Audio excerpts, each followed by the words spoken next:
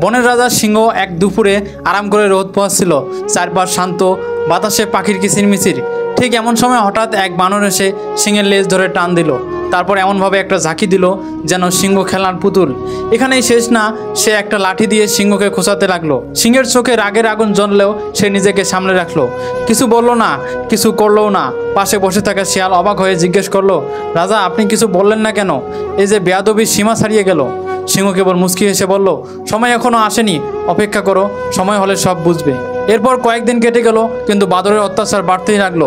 সে একদিন ভালুককে পিছন থেকে লাথি মারলো, হাতির সুর ধরে দুলে গেল, গন্ডারের পিঠে উঠে নাচতে লাগলো, বাঘকে খোঁচা মেরে বলল, রাজাকে মানি না, তুই আবার কে?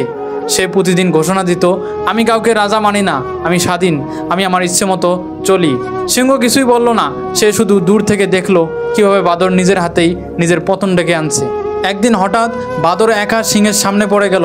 এবার সিংহ একটু দেরি না করে এক থাবায় বাদরকে মাটিতে ফেলে দিল। মুহূর্তে বন স্তব্ধ হয়ে গেল। শিয়াল ছুটে এসে সিংহকে জিজ্ঞেস করলো, রাজা আজ তো সে কিছুই করেনি, অথচ আপনি আজ তাকে মেরে ফেললেন কেন? সিংহ হাসি দিয়ে বলল, দিস ইজ পলিটিক্স। সেদিন যদি আমি ওকে মারতাম, সবাই বলতো রাজা নিজের ক্ষমতায় অপব্যবহার করেছে, কিন্তু আমি চুপ করে অপেক্ষা করেছি। এখন সবাই নিজের চোখে দেখেছে কিভাবে বাদর সব সীমা অতিক্রম করেছে। এখন আমি ওকে মারলে কেউ কিছু বলবে না, বরং বলবে, ধন্যবাদ রাজা সাহেব, আপনি আমাদের দুষ্ট বাদর থেকে মুক্ত করলেন। মাঝে মাঝে লাই দিতে হয়, যাতে পরে আছাড় দেওয়ার সময় কেউ কিছু মনে না করে। সত্যিই কিছু সময় চুপ থাকা দুর্বলতা নয়, বুদ্ধিমানের কাজ। শক্তি তখনই কার্যকর হয় যখন সেটা সময় মতো ব্যবহার করা হয়। আর এই কারণেই সিংহ সিংহই হয় আর রাজা রাজাই থাকে। আমরা অনেকেই ভাবি চুপ থাকা মানে দুর্বল হয়ে যাওয়া। বাস্তবে কিন্তু বিষয়টা উল্টো। চুপ থাকা মানে আপনি পরিস্থিতি নিয়ন্ত্রণ করছেন, আপনি প্রতিক্রিয়ার বদলে কৌশল খুঁজছেন। তবে চুপ থাকা মানে এই নয় যে আপনি ভুলকে মেনে নিচ্ছেন, বরং আপনি জানেন যদি এখনই কিছু বলেন বা করেন তবে সবাই বুঝবে না। তাই আপনি সময় দেন, পরিস্থিতি নিজের মতো গড়ে উঠতে দেন, যেন আপনার কিছু বলার দরকার না হয়, পরিস্থিতিই কথা বলে। ধরুন কেউ আপনাকে অপমান করলো, আপনি যদি সাথে সাথে জবাব দেন, মানুষ বলবে দুজনেই খারাপ। কিন্তু আপনি যদি অপেক্ষা করেন, সেই মানুষ নিজেই তার চরিত্রের সকলের প্রমাণ তুলে ধরবে। তখন আপনি মুখ না খুলেই জিতে যাবেন। এটাই হলো নীরবতার রাজনৈতিক কৌশল। সময় হলে প্রতিটা জিনিসেই নিজের জায়গায় এসে দাঁড়ায়। আপনি কিছু না বললেও অন্যায়, অহংকার এসব নিজের গর্তে নিজেই পড়ে যায়। শক্তি তখনই মূল্যবান হয় যখন সেটা সময় মতো ব্যবহার করা হয়।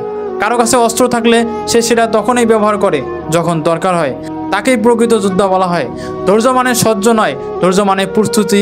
চুপ থাকা মানে আপনি দুর্বল না, আপনি প্রস্তুত হচ্ছেন একেবারে নিখুঁতভাবে এগিয়ে যাওয়ার জন্য। অনেকেই ভাবেন আমরা চুপ থাকলে সবাই ভাববে আমি কিছু পারি না। তাদের মনে রাখতে হবে, ইতিহাসের সব বড় পরিবর্তন এসেছে চুপচাপ প্রস্তুতি থেকে। যেমন সিংহ ঝাঁপ না দেওয়া পর্যন্ত গর্জায় না। জীবনে কেউ যখন আপনাকে মূল্য দেয় না, অপমান করে বা আপনাকে ছোট করে দেখে, আপনি সঙ্গে সঙ্গে প্রতিবাদ না করলেও আপনি ভুল কিছু করছেন না। আপনি নিজের কৌশলে সময় নিচ্ছেন। আপনি জানেন আপনার কাজে একদিন তাদের চোখ খুলে দেবে। আপনার সাফল্য, আপনার চরিত্র, আপনার ধৈর্য, এগুলো একদিন তাদের চুপ করাবে। নিজেকে প্রমাণ করার সবচেয়ে বড় উপায় হচ্ছে নিজেকে গড়ে তোলা। যে নিজের জায়গা থেকে আলো ছড়াতে পারে, সে আলো অন্য কাউকে নিভিয়ে দেয় না, নিজের আলোতেই চারপাশ আলোকিত করে। তাই যারা আজ আপনাকে অবহেলা করছে, অপমান করছে, ভুল বুঝছে, তাদের নিয়ে ব্যস্ত হবেন না। নিজের লক্ষ্য নিয়ে ব্যস্ত থাকুন। একসময় আপনার উন্নতি, আপনার নীরব সাফল্য তাদের চেয়ে অনেক বেশি আওয়াজ তুলবে।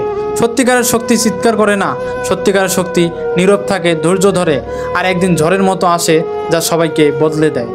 গল্পটি ভালো লাগলে লাইক দিয়ে অবশ্যই সবাইকে শেয়ার করে দিবেন।